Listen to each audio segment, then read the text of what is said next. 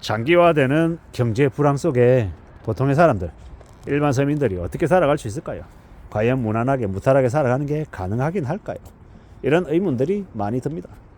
결국 이제 앞으로 우리가 살아가면서 겪게 되는 현실은 되게 힘들기 때문에 사람들이 아마 더 예전하고 다른 모습들을 내보일 것 같습니다. 뭐겠습니까? 이제는 뭘 하나 사기 위해서 좀 더 신경을 쓸 수밖에 없다라는 거죠. 더 이상 과거처럼 여유롭게 여유를 부리기는 어려울 것 같다라고 생각합니다. 결국은요, 어떻게 변하겠습니까? 어떻게? 더 이제 빡빡해지는 거죠. 더 이제 주머니를, 지갑을 여는 게 예전만 못해진다라는 겁니다. 예전에 비해서 아마 좀 더 지갑을 여는 횟수 자체가 줄어들 것 같습니다. 왜 줄어들겠습니까? 한번 써버리면 없기 때문에 예전에 비해서 2번, 3번, 4번 더 신중하게 심사숙고하고 뭔가를 결정할 겁니다. 그러면 이제 더 빡세지는 거죠. 현실이 이제 그렇게 흘러간다라는 겁니다.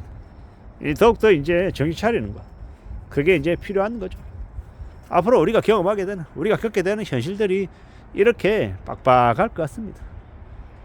장기 디스플레이션, 장기 스태그플레이션 얘기하더라고요. 스태그플레이션이 뭡니까? 물가는 올라가는데 경제 성장률은 떨어지는 저성장인 거죠. 고물가에 저성장하는 걸 스태그플레이션이라고 하죠. 이제 그런 시대가 이제 열려가고 있다라고 봐야 되는 거죠. 참으로 힘든 일인 거죠. 이런 시대를 우리가 살아가고 있는데 과연 우리가 안정적으로 무탈하게 무난하게 살 수 있을까요? 그렇게 살아간다는 것 자체가 힘겨운 겁니다. 빡세다라는 겁니다. 그런데 우리가 과연 이러한 현실들을 잘 견뎌낼 수 있을까요? 잘 견뎌내기가 무지하게 어렵죠. 근데 아무리 생각해봐도요, 우리가 견딜 수 있을까 견딜 수 없을까 뭐 이런 거하고 상관없이 그냥 강제로 견디게 될 겁니다. 강제로 그걸 요구당한다라는 겁니다.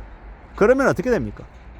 젊은 청춘들이 밖에 막 돈 쓰면서 싸돌아다니면서 연애하는 게 아니라 집안에서 방구석에서 연애하게 되고, 되게 이제 삶이 힘들기 때문에 좀 더 결혼을 좀 더 빨리 하게 되고, 지금이야 한국에 있는 무수히 많은 젊은 청춘들은 시작할 때부터 우리는 아파트에서 시작하지 않으면 안 돼, 뭐 이런 개소리를 해야 되지만, 좀 더 지나면 어떻게 됩니까?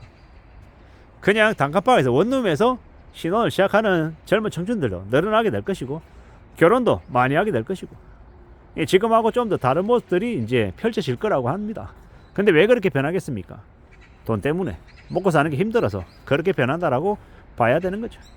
우리가 살아가는 현실이, 우리가 살아가는 삶이 되게 빡빡할 거다라고 봐야죠. 힘겨울 거다라고 봐야 됩니다.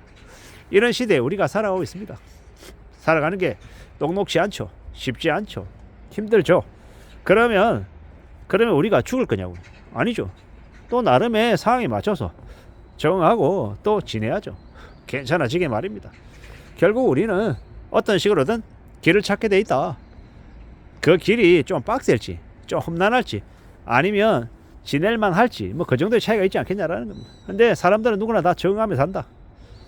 우리의 부모들이 되게 힘겹게 살았던 걸 우리는 기억하지 못하지만, 우리의 부모들은, 우리의 이제 선배 세대들은 조금씩 느끼며 살죠.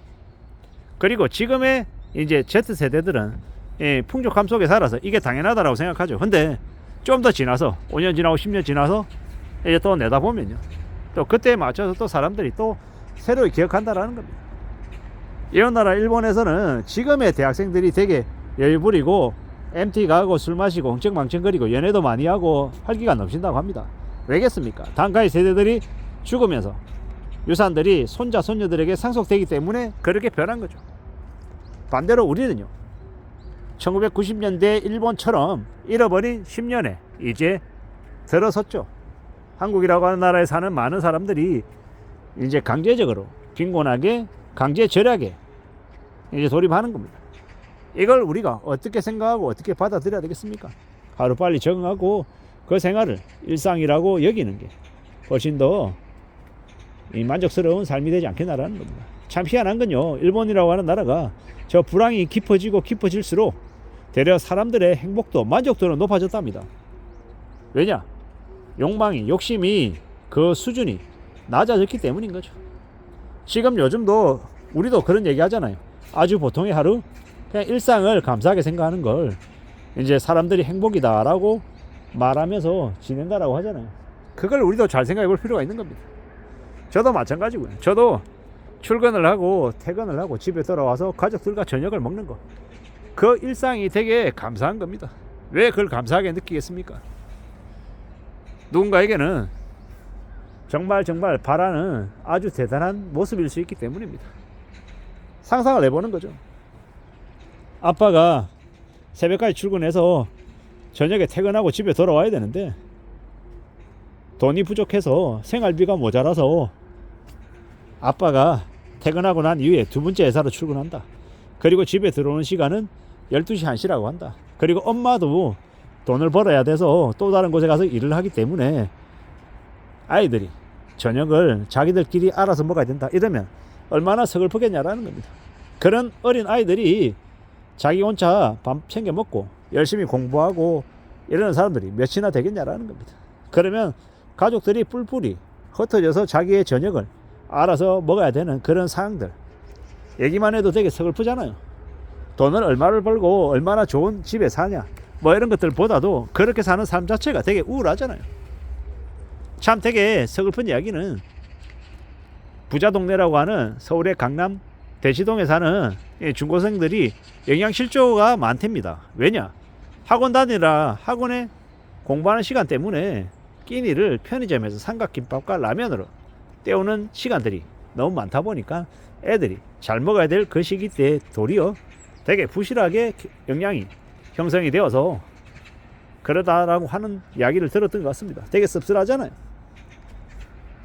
근데 이제 그거는 이제 특수한 이제 그 지역의 모습이다라고 얘기할 수 있는 건데, 전체적으로 봤을 때 앞으로 한국에 사는 많은 사람들의 영양도 부실해져서, 왜? 돈이 부족해서 먹을 것까지 아껴야 되는 상황에 놓여서 되게 이제 영양실조 걸리는 사람들도 생겨난다라고 말합니다. 일본도 잃어버린 30년 동안 이제 사람들의 이제 아이들의 키도 그 이전 세대에 비해서 키도 적고 발육 상태도 부실했다고 합니다. 결국 이 또한 돈 문제다라고 생각하니까 마음이 좀 씁쓸하죠. 우리가 앞으로 살아가는 시대에 다른 건 몰라도 먹는 거 하나만큼은 좀 잘 먹으며 살아가야 될 텐데 말입니다. 그래야 삶이 지켜질 텐데 라고 생각해 봅니다. 아무쪼록 지금을 살아가는 우리가 앞으로 이제 벌어질 장기 침체, 경기 불황의 시대에 잘 적응하고 잘 좀 헤쳐나가며 극복하며 삶을 살아냈으면 좋겠다라는 생각을 해봅니다. 저나 여러분들이나 우리 모두의 삶이 좀 윤택해지기를, 그리고 이 어려운 현실들을 잘 적응하며 살아가기를 진심으로 바랍니다. 이상입니다.